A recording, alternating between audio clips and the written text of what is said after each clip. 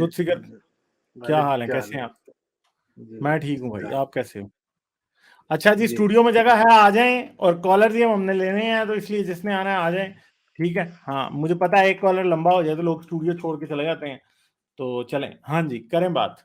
अच्छा सर 2-3 सवाल करने थे। अच्छा जी जी सर करें। आप इस पे ब्लैक मैजिक पे बिलीव करते हैं? मतलब ये एग्ज़िस्ट करती है इस तरह की चीज़ या नहीं? यार ब्लैक मैजिक नाम की कोई विस्की हो तो उसे पी के टुन होने में मैं यकीन करता हूँ। चले, हाँ ठीक है मतलब ठीक है। नहीं आप ठीक है, ठीक है।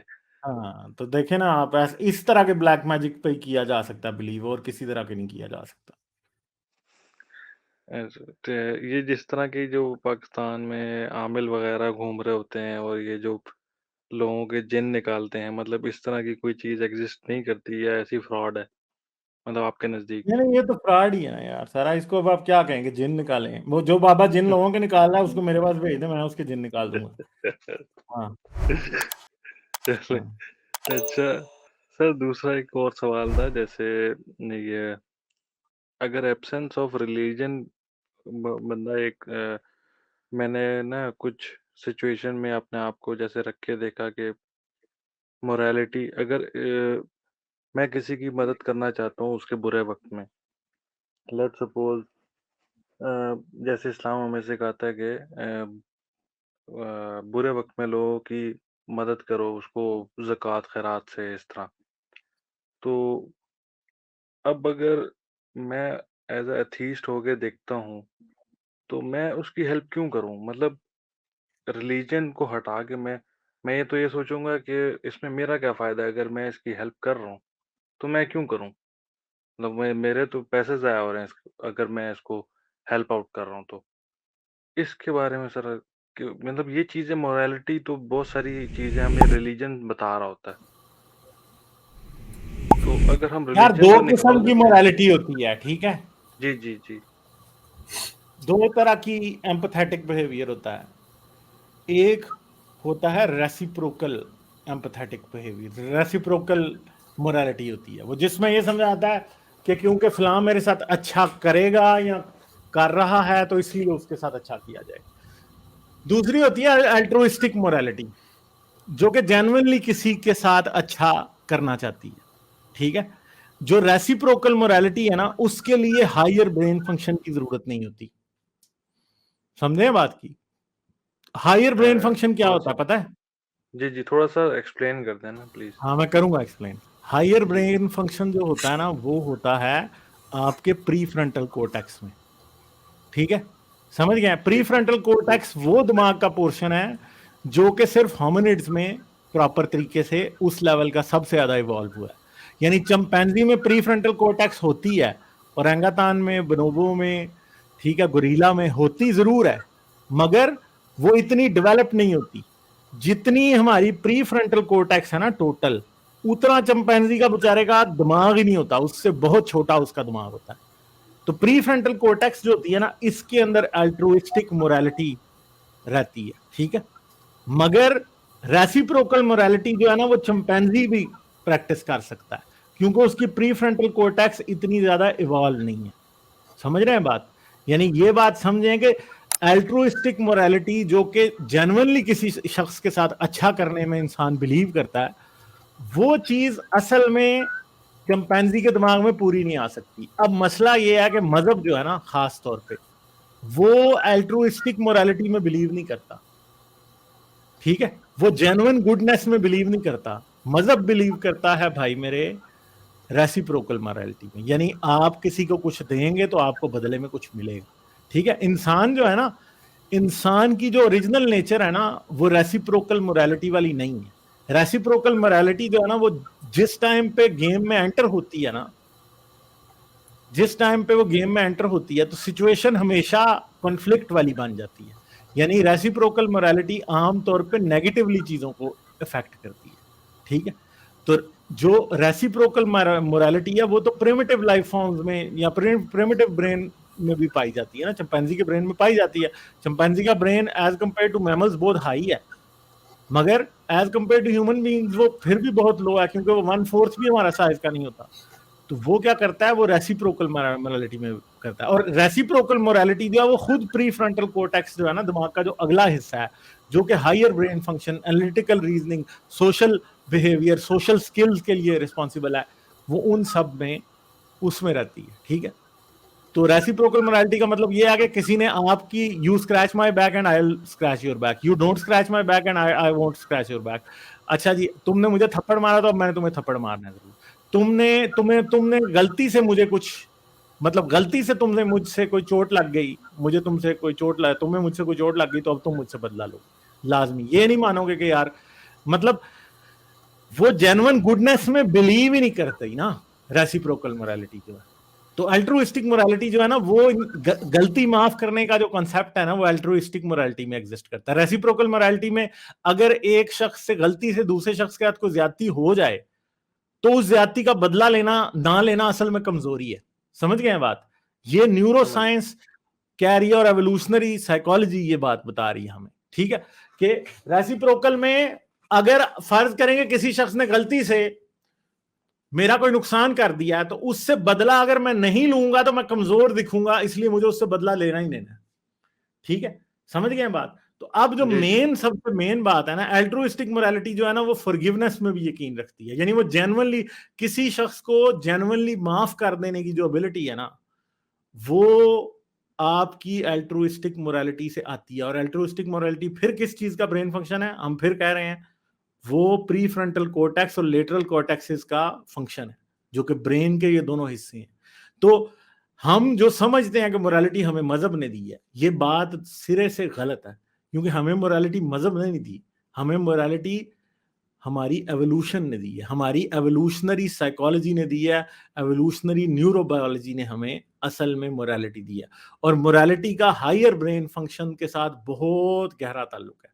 तो अगर कोई शख्स ये समझे कि सिर्फ और सिर्फ बदले की आग जो है ना, असल में वो भी रेसिप्रोकल मोरालिटी को ही जाहिर करती है। और रेसिप्रोकल मोरालिटी फिर मैंने आपको बता दिया कि प्रिमिटिव बिहेवियर की तरफ लेके जाती है। वो खौफ खौफ या बदले के दरमियान में जिंदा होती है, मगर अल्ट्रुइस्टिक मोरालिटी जो है वो किसी और तरफ लेके जाती है इंसान को। ठीक है, तो थोड़ा मुश्किल कॉन्सेप्ट है, अगर आपको कुछ समझ ना आया जी, हो तो जी। आप पूछ सकते हैं, मैं दोबारा बता दूं। नहीं, नहीं, बस मैंने काफ़ी हद तक समझ लिया, बाकी मैं खुद आर्टिकल्स वगैरह इस पे पढ़ लूँगा। बहुत शुक्रिया, थैंक यू। चलें, ठीक है, थैंक सही है, ओके। हाँ, आपने बहुत अच्छे तरीके से रेसिप्रोकल ऑल्ट्रुइज्म के बारे में बयान किया। तो देखिए, इस बात को समझें कि पहले तो आपको ये समझना है कि हमारे अंदर मोरालिटी बहरहाल वो एवोल्यूशन का शाखसाना है। जो एम्पैथी हमारे अंदर आई है, वो ठीक है कि वो इस वजह से आई है कि वो आपके सर्वाइवल को बढ़ाती है। जो ये मामला है ना, इसकी ये भी अंडरस्टैंडिंग कि अच्छा, वो ओरिजिनली तो वो सेल्फिश रीजंस की वजह से ये मोरालिटी इवॉल्व हुई है, क्योंकि आपका भला इसमें है कि के बाकी सारों का भी भला हो। अच्छा, उसके अंदर जो यूनिट है ना सेल्फिशनेस का, उसको समझें। वो यूनिट इंडिविजुअल नहीं है। तो मैं जब as a whole, as an group है। इंडिविजुअल जब सोचता हूँ, एक्ट करता हूँ, तो वो यूनिट नहीं है उस सेल्फिश ओरिजिन का भी। वो जो उसका यूनिट है, वो at the level of the genes है। ठीक है, जाहिर बात है कि जिन्होंने सेल्फिश जीन पढ़ी हुई है, उसके आइडियाज आज भी उतने ही एप्लीकेबल है। और बाय द वे, वो 1976 में किताब लिखी गई थी, और वो भी एक किताब थी, ये आइडियाज एवोल्यूशनरी गेम थियरी के बहुत अरसे से वेल एस्टेब्लिश थे, जिसके जो बानियों में से जॉन मेनार्ड स्मिथ का काम है, और इससे पहले जेबीएस हार्डेन वगैरह का काम है। वो आज भी आइडियाज उतने ही साउंड हैं जितने के कहते हैं उस वक्त थे। तो ये एक ऐसी चीज है जो कि वक्त के साथ एज नहीं हुई। तो ये बात याद रखें, जो लोग ये समझते हैं कि हमारी empathy as an individual at the level of organism वो सेल्फिश है, वो दरअसल उस सेल्फिश जीन के आइडिया की एप्लीकेबिलिटी कर रहे हैं at the wrong level of organization. ठीक है, तो चूंकि डीप डाउन जो जीन है, अगर उसकी सेल्फिश, और जाहिर बात है वो भी एक एनालॉजी इस्तेमाल की गई है। जीन कुछ सोच तो सकती नहीं है अपने इंटरेस्ट के बारे में। पॉइंट ये है कि whatever has what it takes to propagate will propagate, ठीक है, at the expense of other genes, ऐसा होगा। लेकिन हम अगर उन जेनेटिक इम्पेरेटिव्स पर एक्ट कर रहे हैं at the level of organism, दरअसल हम eight the level of organism शायद ऑल्ट्रुइस्टिक एक्ट कर रहे हैं और अपने इंटरेस्ट के, अपने इमीडिएट इंटरेस्ट के खिलाफ भी एक्ट कर सकते हैं, बिकॉज जो वो जिसको आप सो कॉल्ड अगर कोर्ट्स में सेल्फिश परसूट कह भी दें, उसका यूनिट का की एप्लीकेबिलिटी किसी और लेवल पर है। तो इस कंफ्यूजन को एक दफा दूर रखना चाहिए। मैंने देखा है कि बहुत ज्यादा हमारे जिन्होंने इन सब्जेक्ट्स में पढ़ा भी होता है, उन वो भी किस लेवल के ऊपर ये सेल्फिशनेस है, अगर आपने इसको सेल्फिशनेस कहना भी है, उसकी एप्लीकेबिलिटी में थोड़ी सी गलती कर जाते हैं। तो इसको याद रखिए। अभी एक भाई साहब आए थे कि जी मैं गरीबों की मदद क्यों करूं। देखिए, अगर तो आपको अगर आप एवोल्यूशन को समझते हैं तो आप ये भी समझते हैं कि जिस तरीके से आपको बाकी आपके अंदर इम्पेरेटिव्स और बाकी ड्राइव्स हैं, ठीक है, जिसमें बेसिक आपकी एपेटाइट है और बाकी सारी चीजें हैं, इसी तरीके से बहुत सारे लोगों में, ज्यादातर लोगों में, वो बहुत थोड़ी एक परसेंटेज होती है जो कि आपके सोशियोपैथ या साइकोपैथ्स होते हैं।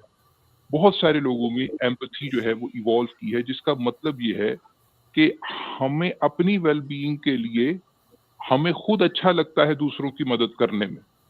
तो मुझे बताइए कि जी जब आपको खुद अच्छा लग रहा है, अगर आपको कोई किताब पढ़ने में मजा आ रहा है, तो आप मुझे क्यों रोकेंगे उस किताब पढ़ने से? मैं तो वो किताब पढ़ूंगा ना, ठीक है।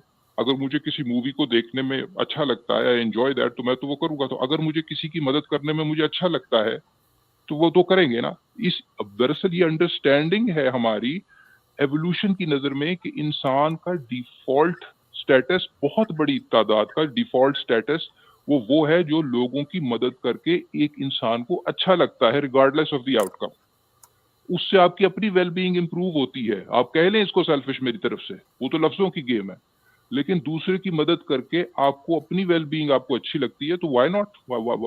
अगर आपको ऐसे लगता है तो ऐसे कर लें।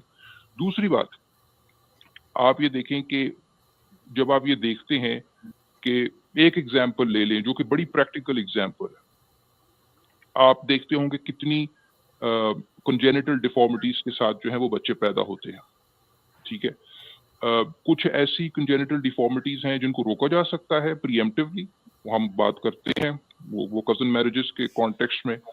कुछ ऐसी कंजेनिटल डिफॉर्मिटीज हैं जिनके बड़े अच्छे इलाज मौजूद हैं, फॉर एग्जांपल क्लेफ्ट लिप के, और दुनिया में मुख्तलिफ जगहों पर बड़ी ऑर्गेनाइजेशंस हैं जो कि उनकी सर्जरीज को प्लान करती हैं और उसके लिए डोनेशंस लेती हैं।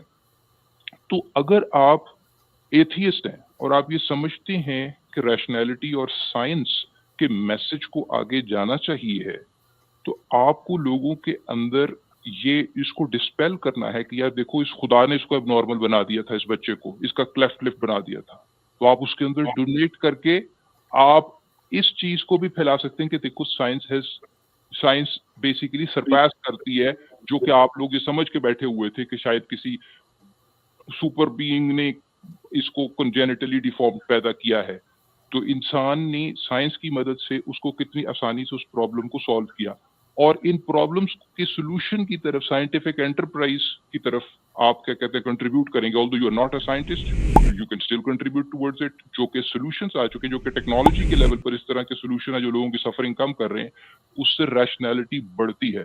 आप इस वजह से भी क्या कहते हैं डोनेट कर सकते हैं। There are many reasons to continue donating, and actually good reasons, not necessarily ये कि एक hypothetical falls नर्ग दोज़ख जन्नत का कॉन्सेप्ट को आप इमेजिन करके जन्नत की जो राहत है और दोज़ख की जो मुश्किल है उनकी वजूहात की बिना पर आप ये करें जिसका कोई एविडेंस भी नहीं है। तो there are better reasons to do good in this world. Like, share और सब्सक्राइब करना मत भूलें। इसके साथ साथ आप मेरे चैनल को पेट्रियन पर सपोर्ट कर सकते हैं। पेट्रियन का लिंक वीडियो की डिस्क्रिप्शन में है।